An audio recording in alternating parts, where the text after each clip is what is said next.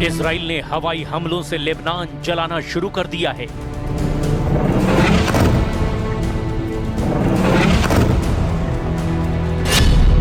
Israel ने जमीनी हमले से सीरिया को कुचलना शुरू कर दिया है। इजराइल ने गाजा में भयानक बमबारी कर तबाही मचा दी है।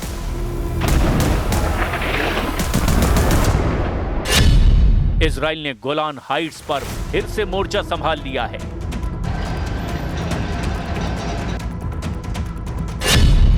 इजराइल ईरान का तीसरा युद्ध फाइनल हो गया है। खाड़ी में युद्ध टेंशन फिर से हाई हो गई है। इजराइल ने हमले शुरू कर दिए हैं। इजराइल फिर से सभी फ्रंट एक्टिव कर रहा है। जितने भी दुश्मन हैं, सबसे इजराइल एक साथ हिसाब बराबर करने लगा है। फिलहाल जिन दो फ्रंट पर सबसे भयानक माहौल है, वो हैं लेबनान और सीरिया। एक तरफ जलता लेबनान, दूसरी तरफ बम धमाकों से टहल रहा सीरिया का बारूदी मैदान। इजराइल फिर भड़क गया है। इजराइल फिर से दुश्मनों पर टूट पड़ा है। इजराइल ने हिजबुल्लाह को युद्ध समझौते की सालगिरह पर फोड़ डाला है। लेबनान में नेतन्याहू के भयानक हमले से कोहराम मचा हुआ है।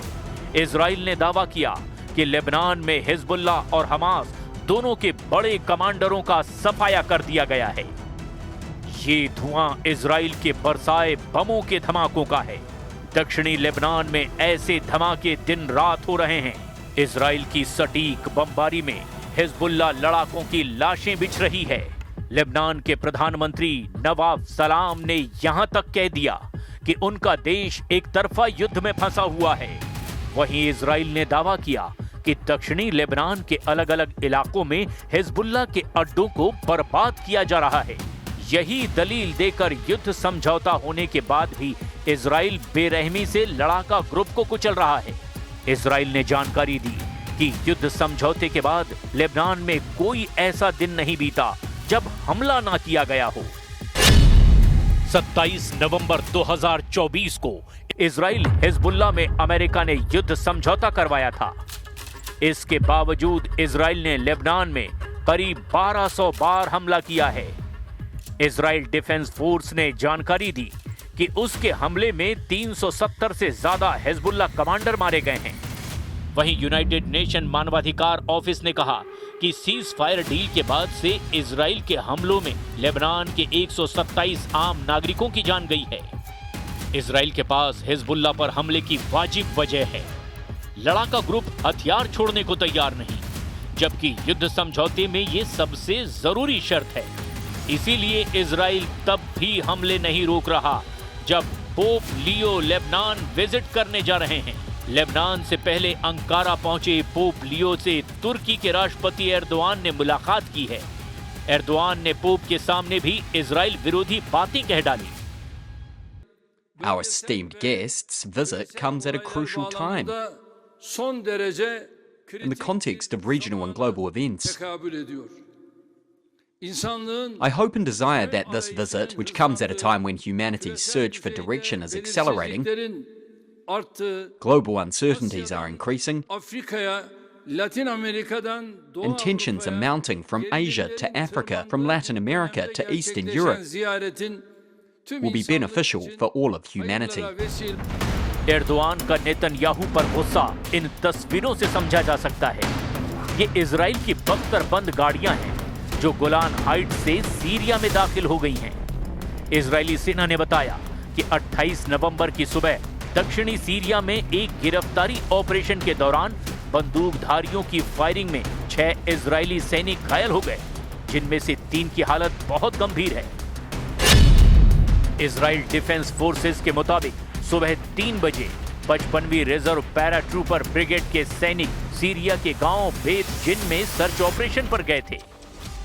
इजराइल के बॉर्डर से ये इलाका लगभग 7 किलोमीटर पूरब में है, जहां ताकी अल जमा अल इस्लामिया आतंकी संगठन ने इजरायली सेना पर हमला कर दिया। हमले के जवाब देने के बाद इजराइल ने अल जमा अल इस्लामिया के 2 आतंकियों को गिरफ्तार किया है। सीरिया में तुर्की समर्थित अहमद अल शरा की हुकूमत है। कभी कमांडर जुलानी के नाम से कुख्यात रहे अल शरा सीरिया में इजराइल की सेना की तैनाती के सख्त खिलाफ हैं, जबकि पीएम नेतन्याहू ने हाल ही में गोलान हाइट्स का दौरा करके एर्दोआन और अल शरा की धड़कनें बढ़ा दी हैं। नेतन्याहू ने सीरिया में इजराइल बेस पर सैनिकों के हमलों को लेकर हर वक्त तैयार रहने की भी नसीहत दी थी। ליכולת שלנו גם ההגנתית וגם ההתקפית כאן, שמירה על בעלי בריתנו הדרוזים, ובעיקר שמירה על מדינת ישראל ועל גבולה הצפוני אל מול גולן. זו משימה שיכולה להתפתח כל רגע, אבל אנחנו סומכים עליכם. ואנחנו מאוד, ואני מאוד מאוד מעריך את לא רק את מה שאתם עושים, אלא גם את העובדה שהמשפחות שלכם מתגייסות לזה. אני רוצה להעביר לכם תודה. नेतन्याहू ने जिस खतरे की आशंका जताई वो आखिरकार सच हुई। सीरिया में इजराइल डिफेंस फोर्स पर भयानक हमला हुआ। इजराइल सीरिया में अपनी पकड़ कमजोर होने नहीं देना चाहता, क्योंकि यहां से उसे ईरान पर हमले के लिए आसान रास्ता मिलता है। वहीं तुर्की, सीरिया और ईरान इस इलाके को सीरिया का हिस्सा मानते हैं, मगर कब्जा इजराइल का है। जाहिर है इजराइल सामरिक लिहाज से अहम लोकेशन पर मजबूती से डटा रहना चाहता है, लेकिन ईरान जिस तरह लड़ाका ग्रुप्स को फंडिंग कर रहा है उससे नेतन्याहू की टेंशन बहुत ज्यादा बढ़ गई है। द वॉल स्ट्रीट जर्नल की रिपोर्ट के मुताबिक ईरान ने पिछले 1 साल में लेबनान के आतंकी संगठन हिजबुल्लाह को अरबों डॉलर भेजे हैं। ये रकम दुबई में money laundering operation, exchange shops और निजी कंपनियों के नेटवर्क के जरिए भेजा गया। ये पैसा ईरान की तेल से होने वाली बिक्री से कमाया गया था। रिपोर्ट के मुताबिक इजराइल और हिजबुल्लाह के बीच युद्ध शुरू होने से पहले ईरान बड़े पैमाने पर कैश बैक सीधे बेरूत एयरपोर्ट भेजता था, लेकिन नवंबर 2024 के युद्ध विराम समझौते के बाद इस पर रोक लगा दी गई। इसीलिए अब ईरान छोटी छोटी रकम और कीमती छोटे सामान यात्रियों के जरिए भेज रहा है, जिन्हें आसानी से छुपाया भी जा सकता है। सीरिया में असद सरकार के गिरने से ईरान का पुराना तस्करी का रास्ता बंद हो गया है। वहीं बेरूत एयरपोर्ट पर कैश ले जाने वालों पर कड़ी निगरानी है। इसी वजह से ईरान अब कई तरीकों से हिजबुल्लाह को फंडिंग शुरू कर चुका है। ईरान समर्थित सभी फाइटर ग्रुप अपनी ताकत जुटाने में लगे हैं, लेकिन नेतन्याहू ने अब साफ कर दिया है कि अब फाइटर ग्रुप के असल आका को सबक सिखाया जाएगा। वैसे भी ईरान ने इजराइल से कट्टर दुश्मनी मोल ले ली है। दुनिया ने ऑपरेशन ट्रू प्रॉमिस का पहला संस्करण 13 अप्रैल 2024 को देखा था, जब ईरान ने सीरिया में अपने दूतावास पर हुए हमले का बदला लेने के लिए 170 ड्रोन और 30 मिसाइल इजराइल पर फायर किए थे। और ईरान ने ऐसा किया उसके दूतावास पर हमले के 13 दिन बाद। इसके बाद ऑपरेशन ट्रू प्रॉमिस का दूसरा पार्ट 1 अक्टूबर 2024 को देखा गया, जब ईरान ने हमास चीफ इस्माइल हानिया और हिजबुल्लाह चीफ हसन नसरल्लाह के मर्डर का बदला लिया था। 31 जुलाई 2024 को हानिया को तेहरान में ही मारा गया था, जबकि हसन नसरल्लाह को मारने के लिए इजराइल ने 27 सितंबर को बेरूत में बमबारी की थी। इसका बदला लेने के लिए ईरान ने 1 अक्टूबर 2024 को 200 बैलिस्टिक मिसाइल से इजराइल पर हमला किया था।